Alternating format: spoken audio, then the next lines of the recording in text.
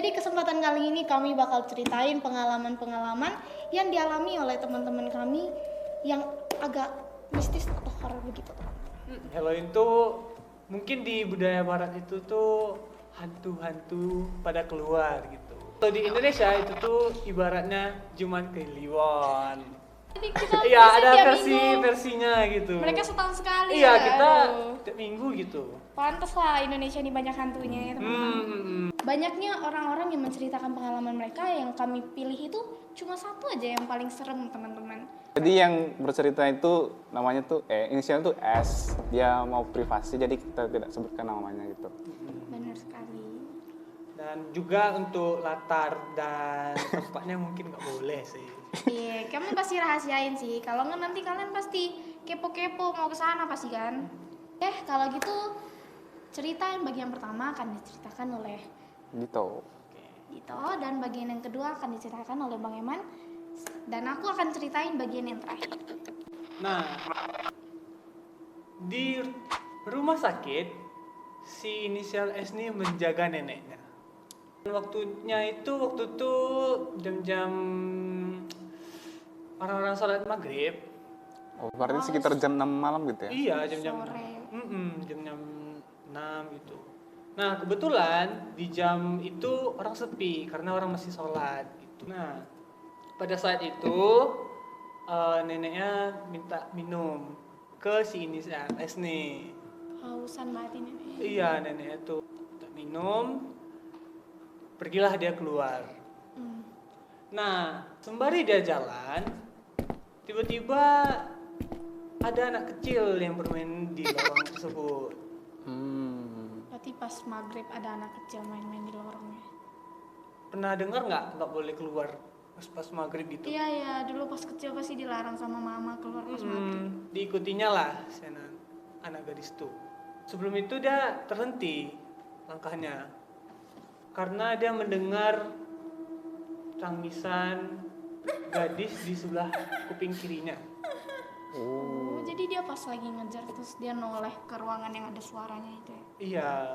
Terus pas dia melihat ke kiri, ternyata dia melihat satu ruangan yang terdapat satu gadis dan satu paruh baya kakek-kakek yang udah membusuk dan membiru. Jadi kayaknya itu cucunya nggak sih? Jadi cewek yang dia lihat ini lagi nagisin Si kakek itu. mayat kakek itu ya. Si inisial S ini melihat dua orang yang kayak dia kenal, tapi kepalanya tuh kayak satu sapi, satu lagi kepala kerbau. Atau jangan-jangan kedua orang tersebut malaikat pencabut nyawa? Nggak tahu, mungkin aku juga pernah dengar sih mitos-mitos kalau kita keluar maghrib tuh kita bisa masuk ke dimensi lain gitu, Bang. Nah, dua orang itu kayak menarik rohnya si cewek itu sama si kakek-kakek itu. Nah, dan kayak dia tuh rohnya tuh kayak tembus gitu ke atas. Jadi karena si S ini kaget dan panik, dia berlari keluar ruangan tersebut. Nah, tapi anehnya saat dia berjalan keluar dan berlari, dia tuh bukan kayak apa ya? Dia tuh tetap diam di tempat, nggak bergerak-gerak gitu. Seperti ibaratnya dia jalan di tempat, nggak sampai ke tujuannya. Berarti dia stay di lorong gitu aja dia. Iya, stay di lorong. Nggak jalan-jalan ya. Betul. Saat itu kan dia melihat ke arah belakang. Tiba-tiba yang malaikat tadi atau yang dua orang tadi itu menghampiri si S ini. Nah, dua malaikat tadi itu bilang ke dia, Hei, kamu bisa melihat kami ya? Ditanyain gitu. iya ditanya gitu. Nah, Kalau aku sih si S ini pura-pura nggak dengar. Karena kalau dia mengucapkan berarti dia kan bisa benar-benar melihat yang kedua orang tadi. Iya. Pura nggak dengar, terus mencoba lagi untuk berjalan keluar lorong itu, keluar dari lorong. sambil menutup matanya. Oh, dia terjebak di dalam lorong itu, nggak bisa keluar. Iya, nggak bisa keluar. Dia berlari berjalan sampai sambil menutup mata. Ketika dia buka matanya, dia udah pindah tempat gitu. Iya, dia ke tempat satpam berada. Jadi dia ketemu seorang satpam yang lagi bertugas keliling. Oh, di posko satpam gitu dia. Bukan, dia masih di lorong yang berbeda, cuman dia ketemu dengan satpam yang sedang bertugas. Oh, berarti dia masih keadaannya di lorong tapi bukan lorong yang tadi. Bukan lorong tadi. Jadi satpam ini bertanya ke si S ini, "Dek, kamu dari mana? Kok berkeliaran sendirian gitu?" Si S ini menjawab dengan gelisah dan panik. Dia bilang, "Saya barusan dari lorong arah sana, Pak. Arah lorong yang kamar mayat tadi." Nah, dijawab sama satpam nih, "Itu kan lorongnya kan udah ditutup, gak dibuka lagi. Kenapa kamu bisa ke sana gitu?" Nah, si S ini bikin panik lagi. Masih Iya. panik sih itu Iyalah. kalau udah dibilang kayak gitu anjay. Dia dia ke sana kan waktu ke sana dia nggak melihat ada portal larang masuk gitu. Pas dia ke sana lagi, baru dilihat ada portal dilarang masuk. Nah, si satpamnya cerita, dia bilang lorong tersebut ada seorang anak kecil yang meninggal, terus dia tuh dicariin sama kakeknya. Kakeknya ini mencari cucunya tersebut, kemudian kakeknya ini ikutan meninggal juga 3 hari yang lalu.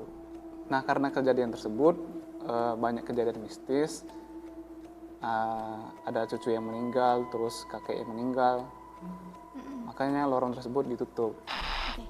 Nah, jadi dari kejadian yang tadi itu si S ini dipanggil sama suster. Ditanya, "Kamu ngapain bicara sendiri di sana?" Jadi si S ini jawab kan susternya, "Tadi saya ngobrol sama satpam." Nah, terus dia lihat ke belakang dan satpam itu udah nggak ada di tempat, teman-teman. Jadi si susternya ini bingung juga, ikutan bingung. Ngapain nih orang ngomong sendiri gitu. Jadi susternya ini jelasin ke si S kalau misalnya satpam itu tak pernah berada di sana dan tak ada satpam yang menggantikan satpam yang sebelumnya menjaga di lorong 3.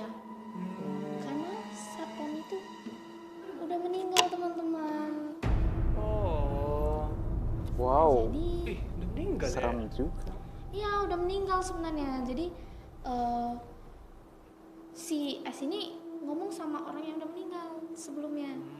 Jadi entah kenapa dia bisa ngomong dengan orang yang sudah meninggal. Tuh kan, aku udah berefek sih. Itu tuh kayak maghrib tuh janganlah keluar gitu Iya, kan. apalagi sendiri, jangan ya teman-teman. Rumah sakit lagi. Aduh. Itu susah kali sih ngatasinnya.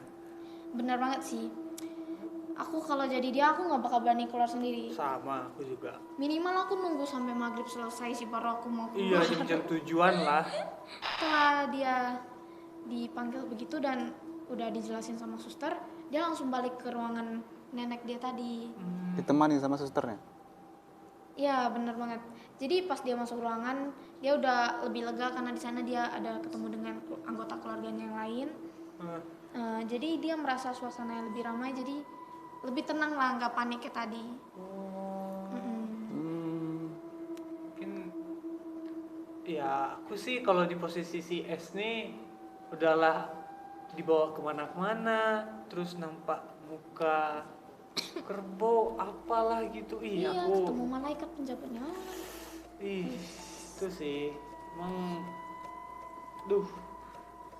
apalagi kejadiannya tuh ya yang kita cerita nih kan tentang rumah sakit gitu kan, yang mana banyak kisah-kisah ataupun horor-horor yang begitu banyak lah yang kita dengar dari orang lain, sosmed ataupun yang lain lah gitu kan. Nah, di situ kita bisa dapat pesan moral gak sih? Pasti ada sih pesan moral di setiap cerita. Kira-kira apa itu Bang Yaman? Apa ya?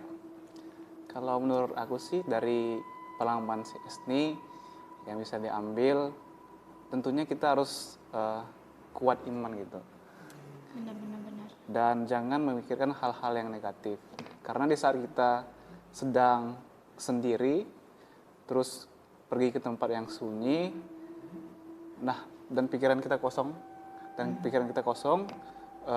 disitulah hal-hal yang semua ilusi itu muncul gitu. Kayak bisa ketemu dengan hantu, atau malaikat-malaikat mencabut nyawa kayak tadi. Dan kita juga dipermainkan di situ kan, kayak si inisial S tadi kan dia udah kesana, udah kesini, udah lorong kesana, udah lorong kesini, tetap aja belum bisa keluar dari lorong-lorong itu kan. Betul sekali. Ya, yang namanya experience seperti itu sebaiknya jangan diulang kembali. Kalau bisa ya sekali aja. Tapi kalau misalnya kita cuman baru pertama kali mengalami kejadian seperti itu, pasti kita panik sendiri. Jadi kita juga nggak tahu bisa mau ngapain. Wih, kayaknya nggak bisa lagi nih dong. Hmm. Udah lah. Udah lah. Thank you guys. Dadah guys. Bye, bye, bye.